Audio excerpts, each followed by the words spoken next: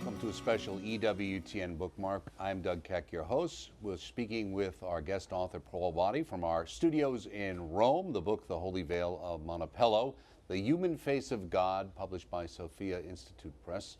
Great to see you, Paul. Thank you so much for joining us here on Bookmark. My pleasure, Doug. Now, The Holy Veil of Manoppello, you've written a couple of books about what's called the Holy Face. Let me ask you right up front, Paul, what's the difference between this and the Shroud of Turin that people maybe are more familiar with? It's easy to say. First, I got first book. It's called the Holy Face of God. It appeared in Ignatius Press. That's about our request. It's like a logbook, how we discovered it. And then the Holy Veil, the true icon is the difference between the Shroud of Turin and the Veil of Manoppello.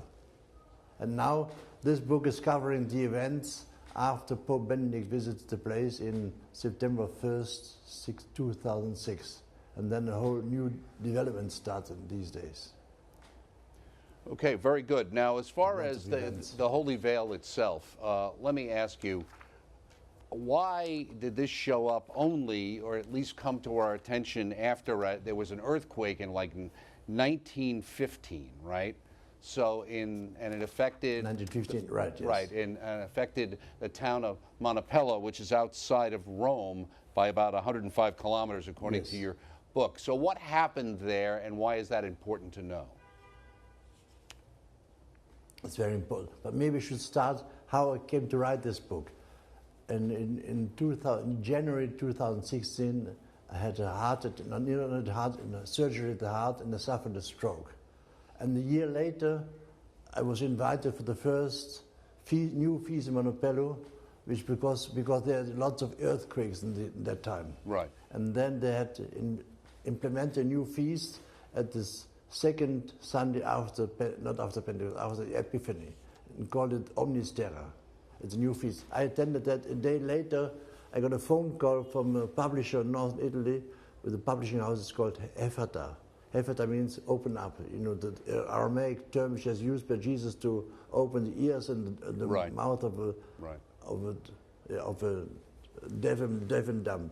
All right. And then I wrote the book. He tried to convince me. He said, "No, look, I've written 2 books about the subject." He said, "Please do so for the friars of Manoppello." I said, "All right, I have to do something. Have something in mind about the earthquake. I could write." But then I told him, "Look, but if I write, we shook hands." He said, "If I write, it will be another earthquake."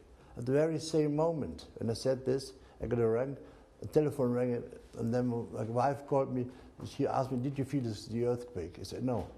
Then I went to the coffee bar, to the cashier, to pay our cappuccino. He asked me, "Did you feel the earthquake?" At the moment that we signed the book, we did wasn't a contract. We just agreed that we wrote another book. At the very moment, we had another earthquake. Right. It was January 2017. But talking about the earthquake in 1915, it was... Right. Yeah, I think one of the things I want to make sure our audience understands, because they may have not read those earlier books of yours, in understanding what is the Holy Veil, what is it of Manoppello. Most people, quite honestly, have never heard of it before. You have obviously found it incredibly important because you've dedicated now a 3rd book to it. So let's explain, what is it and how did it show up? Yes, it is. They all heard of it, but under another name. They all have heard the Gospel of St. John of the resurrection of the Lord. When we hear that John and Paul, that they are running to the sepulchre very early in the morning, then they find the empty sepulchre, but not completely empty. They have cloth on one side, and the part of that is sudarion. It's a napkin or something, which has been laid on the face of God. That's the very Veil of Manoppello. So they have heard of it, but under another name. And now it has been venerated for centuries as the Sanctum Sudarium in Rome, or even before that, Hagia Mandulia in the east, in Constantinople. So there's a long way from Jerusalem to Constantinople to Rome to Manoppello. And there Manoppello disappeared in 1527 during the sack of Rome. Okay. And now it's interesting because you say in the book here, you say an angel disguised as a pilgrim had once mysteriously brought the delicate veil into the town, so it was told up until then in Manoppello, and then it had disappeared immediately afterward. Where did that story come from? That's how it has been invented. It has been invented because it had disappeared here from Rome, and the Pope was after it, and they tried to get it back, but then they had to invent the legend how it came to Manoppello, because it has somebody brought that's the period is unclear. How it came to Manoppello is not absolutely clear, but right. What is clear is this very veil of Manoppello, it has been venerated here in Rome for centuries, for 600 centuries, and attracted millions of pilgrims. Okay. Now, also, there's a connection, let me ask you, you talk about an ancient tradition that links the veil containing the face of Christ with the Archangel Michael. What's the connection, and why do you make that point? I only can tell that we have many, many icons and images how Saint Michael presents this veil. And Michael his name is who is like God. And so he's a perfect name to show, he said, look, he is like God. Mm-hmm. You know, Michael fighting the Satan, fighting the devil. The devil, it was not the devil, it was Lucifer, one of the high angels who got mad here. He thought he might be God himself. Michael said, who is like God? Okay. Only one God. And then he shows the veil. He shows it's him. Right. Now, you also have a very interesting story in here about a Father Domenico and a story relating to the Holy Face and an experience he had. What was that? Yes. Talking about the earthquake in 1915. And that earthquake flattened quite a couple of villages in the center of Italy. And one village was called Cese. And there, this little boy was 10 years old. He was buried in the ruins of the church with his father, and he was saved later by an unknown person. This little boy, 10 years later, he became a Capuchin friar, and even 40 years later, he was sent to Manoppello.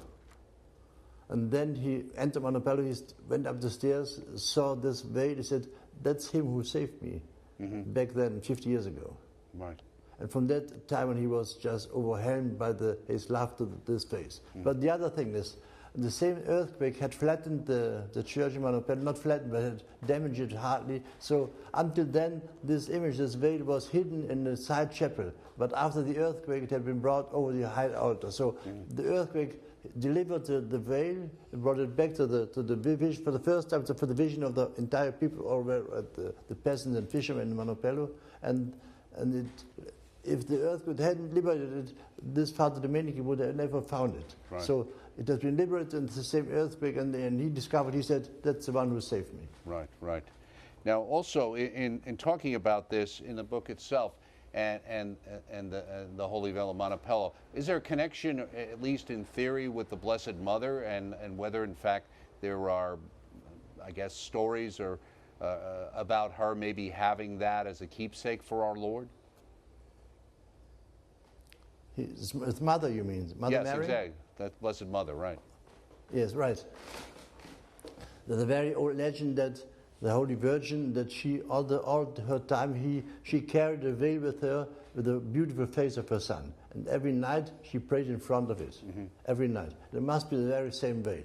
But just some weeks ago, some month ago, a German scientist called Dr. Weisbrot, he found out that the very same text who tells this story is from the 6th century, from Georgia, that this very veil, when the mother died, when Mary died, it has been the veil which has been placed on the face of Jesus when he was dead. The very veil has been placed on Mary's face when she was laid to rest. Right, but of course then Our Lady was assumed, and that's when there's the thought that in fact the veil was then taken, right? Yeah. Right. Right. Okay, very interesting. Also, it's interesting in the book you say, as John pointed out, the veil had been placed on the head of Jesus and had therefore absorbed, I thought this was a great image, the first breath of the risen Lord. And I thought what was interesting, the distinction of, in a sense, the Shroud of Turin is the deceased Lord, and this is the living face of God. Right. So the Shroud of Turin tells the whole passion in every detail, just more precisely as all the Gospels do. You can count all the when he was every wound, you can count all the wounds of the, how do you say, the flagellation, from the scrouches. Yeah, you can count every wound, many blood drops. It tells the passion, and this only talks about the resurrection. This little veil. Right. It's also interesting that you say the Shroud of Turin shows Jesus as dead man, as the Sudarium showed the living Christ with healed wounds, because that's the picture, and you show the picture inside the book, and you also have a lot of illustrations throughout here. Were you the one who picked those out, or were you helped with that, or how was that put together, all those illustrations? No, these photos, I made them myself because I spent hours, and this image is made of light somehow, and it changes in every light. It changes every morning, every day, in summer, winter, autumn. It changes all the time. I've made 1 million photos of it and there's no photo which equals the other. So in the book, you kind of talk about the fact that you mentioned what was known at the time the Veronicas Veil, which as you point out means the true icon. The question is, if somebody was reading, is the Manoppello the Veronicas Veil, or how is it related, or is it related? As I said, this very same veil has had many, many names. The first is Sudarium, the other one is not made by man's hand. The other is Mandylion. The other is Sanctum Sudarium. The other is, now it's called Volto Santo, the Holy Face. It has many, Veil of the Veronica, because people always realize this is something supernatural, because nobody could imagine how this had been made. And so they said it must be a miracle behind it, and then they invented, one of the ladies of Jerusalem, that she had put it on his face. But as a matter of fact, this does not contain one drop of blood in the face. It has no color, no blood, no nothing. It can't be true. It's just an invention to explain how it came into being. There must be a miracle behind it, but the miracle is the resurrection of the Lord, nothing less. Now, what's also interesting is, so many times with this, whether it's Our Lady of Guadalupe or the Shroud of Turin, has to do with what the material is. And there's something called sea silk or marine byssus. What exactly is that? Right. That's the most precious fabric of the antique times, and maybe I have here a little sample of it. It is, the thing is, can you see this? Yes. Can you see this material? The finest material you can imagine, and the thing is, it's absolutely impossible to paint on it. So this is so precious. It's called the gold of the sea. So if you put it into the sun, it's gold. In the shadow, it's like it's brownish or something. Right, and you have a picture of that in the book as well, what the material is. Right, but it's absolutely impossible to paint on it. Okay. So nobody knows how it came into being. I mean, it is a miracle. The miracle which doesn't fade away. Right. You also indicate that when you go to Louvre. Yeah. Right. That the fact is that the face corresponds in all measurements to the face on the Shroud of Turin. Right. So it indicates that there was a relationship to that.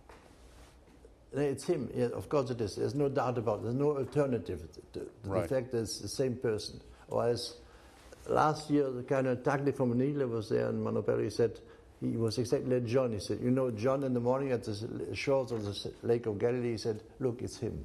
And that's exactly how kind of Tagli from Manila last year, he said, it's him, it's the Lord. There's nobody else. Now, one of the things is that, obviously you've written several books. This is your third on this. You're totally convinced, but not everybody's convinced about the authenticity of this. What are some of the concerns people have? One concern, very pleasant concern, very heavy concern is the envy from people of Turin. They are afraid that there's a competition between the two, which is ridiculous because they supplement each other. But you find this very often in the church. I mean, envy. That's one thing. The other thing is it's much more easy to believe in a God as dead than the living God and the resurrected Christ. Right. Look, and that God, dead God, even Nietzsche, an atheist like Nietzsche could believe that God is dead. There was no problem. But right, great point. The hard thing is to believe in the living, the resurrected God. Yeah. Right. Well, then you got to answer to him later because he's still around. So I guess that's a little threatening. Now, there's a great connection here, and you indicated in the beginning one of the reasons you wrote this book was because really dealing with Pope Benedict, Emeritus, and the fact that he was the first pope to kneel in prayer before the Sudarium of Manoppello. And also you indicate the fact that he was advised against that. Why? Yes. Because they still, until this very day, they have, I wouldn't say a hoax, but they have a copy here in St. Peter, and they never admitted that the real one, the authentic one, had got away 400 years ago. But then, to talk about the story, you know, in October 78, 40 years ago, when Pope John Paul II, when he was elected, one of the first things was open the doors wide for open the doors of the world wide for Christ. It was a sentence which made the tyrants and leaders of the Soviet Union frightened to death. And the very same moment, I mean, in the beginning of the pontificate of John Paul II, in the remote little town in the Abruzzi Mountains in Manoppello, the story very slowly started that it came out into the conscience of the world by this Domenico da Scese. Yeah, it was in the days of his death, but then the story emerged from this little village that we do have a face of God. We do have a face, but we always knew in the centuries before, but now it came back. Yeah. Right. And then in the year 2000, in the year 2000, it was the big saying of the step into the new millennium by John Paul II. The face of God was central there. And then, but now to the story to Benedict. Right. I had written my first article about the Volto Santo in September 2004. September 2005, I met Cardinal Meister from Cologne here in Rome, and he said, could you please bring me to Manoppello? He said, yes. And then we agreed on a certain date, was 4th of April. I promised to bring him to Manoppello. He would like to come to meet and pick me, and we would pick him to bring him to Manoppello. But then, on the 2nd of April, John Paul II died, and I told my wife, look, we can't get away from Rome. All the journalists are coming in, they flocked into Rome, and I can't go to Manoppello that day. And then my wife said, all right, we wait what she does. If he rings, we get there. If not, then we forget about it. Then 7 in the morning, he rang at the door, and he rang the door. He said, all right, let's go. He had asked for extra dispense by the Cardinal Deacon Joseph Ratzinger to get that he was allowed to leave Rome that day. And then I drove as fast as I could to Manoppello. In the middle of the road, of the Autostrada, in the middle of Italy, he got a phone call. He was asked to come back to say farewell to John Paul II. He said, all right. And I drove even faster to Manoppello. Then we got there. He prayed a rosary on the way. We got there. He got on his knees. He prayed another rosary. And then the Father Cardinal Cucinelli, he brought the reliquary out in the court. He kissed it. He said, here we can see the heart of God in this face. And then we drove back. So he came back to Rome at 12:30. He said, all right, please join me to the John Paul II to say farewell to him, where he was laid in the Sala Clementina. So we got there to the feet of John Paul II. We had another rosary. And that day, I was the only journalist in the complete Rome who said farewell to John Paul II. But then he went to Cardinal Meister, he went to the Cardinal Deacon Joseph Ratzinger. He told him, look, today I've met the risen Lord. Right. Meister told Ratzinger. And then this very same day, he said the same to journalists of Radio Vaticano. Today I met the risen Lord. The next day, I got a phone call here from the Vatican. He said, they told me that there's a conspiracy in the conclave against the election of Joseph Ratzinger as the next pope. I called Meissner in his pilgrim house. He said, look, what should I do? I've heard this. It was about a certain St. Gallen group, and they had all the names of them. He said, what should I do? I don't want to raise a scandal. He said, please follow your conscience. But he was absolutely upset. He was furious. He said, please follow your conscience. I wrote a little article, and the thing is, he went into the conclave with the image of Manoppello, of the face of God. Oh, he did? He brought the image of the face of God into the conclave in 2005. Oh, wow. But the next day, not only the image of Manoppello, but also my article which I had written about this little conspiracy. Really? And he was furious. And what happened then, he was fighting like a lion against all of them. And he was very limited in his language. He spoke hardly Italian or badly Italian, no English at all. Anyway, but he fought like a lion and he ran. The next day when he came out, he got out of the conclave as a pope maker, as a king maker, as a pope maker. He told me this has been the most difficult and hardest day of my life. Right. I mean, not any details because it was a conclave, he was forbidden to talk about it specifically, but he had made the pope. Benedict's election was his masterpiece. Right. Right. It's interesting too that he was prompted to do that after seeing the face of the human face of God, the face of the risen Lord. It's right. Yes. And you also mentioned that when the Holy Father, when Benedict was there in September of '06, he had an audience in St. Peter's. He said, "We can truly say that God has been given a human face, that of Jesus, and henceforth, if we really want to know God's face, we only have to contemplate the face of Jesus. In his face, we really see who God is and how God is." Let me ask you, how were you impacted when the first time you saw it, and how has it changed your life? It took years until I realized what it really was, because it was so unthinkable. So it took really 4 years. The first time I saw it in 1999. But it came to my mind that it must be this. After I spent my time in Jerusalem, it said, it must be it. This must be the old forgotten face of God that we have. But it took very years, and it was because it's so hard to believe. It's unbelievable. It's as unbelievable as our belief is unbelievable. Look, that God created heaven and earth. We have a very complicated religion. It's the most beautiful one, but that God, that we have a creator of heaven and earth, it's unbelievable. That God became man is unbelievable. That he was killed and rose and resurrected is unbelievable. All our belief is unbelievable, but this is all about it. This is all contained in this face. Right. Right, exactly.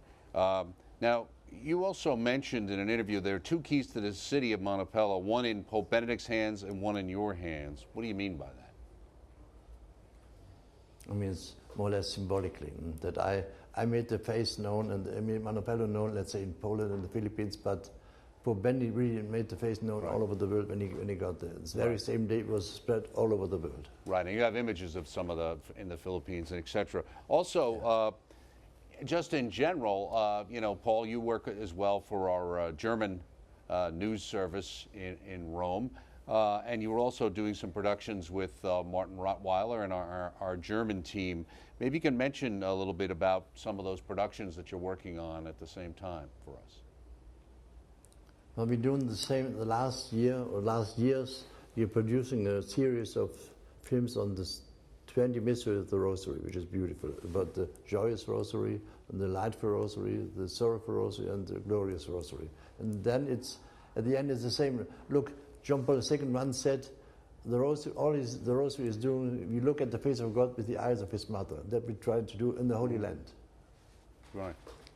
Let me ask you also, as far as this is concerned, you know, we all know what's going on in the church right now and have been for months, a lot of upsetment, disturbance, and abuse cases. And somebody might say, well, this is a very nice little thing about this Holy Veil of Manoppello from the Abruzzi Mountains in this little town. But what does it have to do with what's going on in the church today? Why is it important in your mind? It's the answer to the crisis. Look, last week, Archbishop Gens, when he presented the book of Rotterdam, the Benedict option here in the House of Parliament in Italy. And what he said is, when he said it's the church is 9/11, but what's very interesting, even more interesting to me was, he said it's like the eclipse of God. Mm-hmm. We do have an eclipse of God, but in an analogy to the eclipse of the sun, which doesn't mean that the sun doesn't exist anymore. It's only said that we cast a shadow of the shadow of the earth is cast on the sun. What we're experiencing now is that the cast of all our sins and crimes of the priests. They're shadowing the face of Christ. Mm-hmm. But here, this face comes back and says, look, I'm here. I'm not there. I do exist. Right. I became man. It's all true what you believe. It brings you back to the roots. It's the core of our belief that God became man. Right. And so we have to think about that again. Yeah, not only the crimes which are horrible. Speaking of Archbishop Ganschwein, you also have a book coming out soon on Pope Benedict that he wrote the foreword to, correct? Yes. And what's the name of that, and when will we see that, do you think? It's Benedict sings it from close up. Close up, it's, yeah. And that'll be published by EWTN, so we're proud to have you as one of our authors as well. So we'll look forward to that.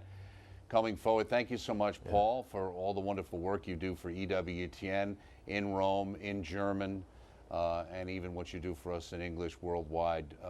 It's great to have someone of your caliber on our team. Thank you so much. Thank you so much, Doug. Very good. The author, Paul Badde. The book, The Holy Veil of Manoppello, The Human Face of God. Very intriguing. Published by Sophia Institute Press, available through our EWTN religious catalog. EWTNRC.com is the place to find it. Beautiful illustrations. Check it out. Join us next time right here on Bookmark.